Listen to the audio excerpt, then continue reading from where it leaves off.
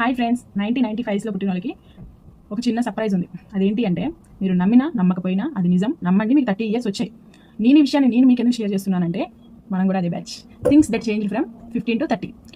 Mobile 15 yearsలో mobile use చేయడం అంటే ఒక ఎగ్జైట్మెంట్ ఉండేది. అమ్మ ఫోన్లోనే పాస్వర్డ్స్ పెట్టుకొని మరి యూజ్ చేసేవాళ్ళం, ఒక థ్రిల్లింగ్ అనిపించేది. కానీ 30 yearsలో మొబైల్ యూజ్ చేయడం అంటే Meesho notifications, Instagram notifications, Swiggy notifications, OTPs, అబ్బో బోరింగ్ కదా. ఫ్రెండ్స్ 15 yearsలో ఫ్రెండ్స్ అంటే లైఫ్, మెసేజెస్, చాటింగ్స్, కాల్స్, అబ్బా భలే ఉండేది. కానీ 30 yearsలో ఫ్రెండ్స్ అంటే వీళ్ళకి 2-3 ఫ్రెండ్స్ ఉంటే అబ్బా వీళ్ళు లక్కీరా, వీళ్ళకి 2-3 ఫ్రెండ్స్ ఉన్నారా అనుకుంటున్నారు. నిజమే కదా. Mind set and growth. అప్పట్లో అంటే 15 yearsలో మైండ్ సెట్ ఎలా ఉండేదంటే, ఎస్పెషల్లీ గర్ల్స్ది 15 yearsలో మైండ్ సెట్ ఎలా ఉండేది అంటే, కొంచెం ఎవరైనా గట్టిగా మాట్లాడితే ఏడ్చేసేవాళ్ళం, జలపాతాలు కారిపోయేటి. ఇక ఎవరైనా కొంచెం హట్టింగ్గా మాట్లాడితే అలిగేటోళ్ళం, మస్తు అలిగేటోళ్ళం. కానీ ఇప్పుడు 30 yearsలో ఎలా ఉండేది మైండ్ సెట్?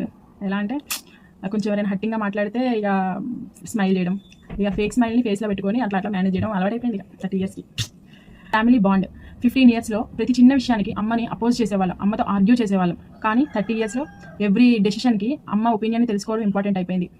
ఇంకేముంది, ఫ్రీడమ్ అంటే 15 yearsలో ఫ్రీడమ్ కోసం ఫైట్ చేసేవాళ్ళం. కానీ ఇప్పుడు 30 yearsలో ఫ్రీడమ్ దొరికింది, కానీ రెస్పాన్సిబిలిటీతో హెడ్ఏక్.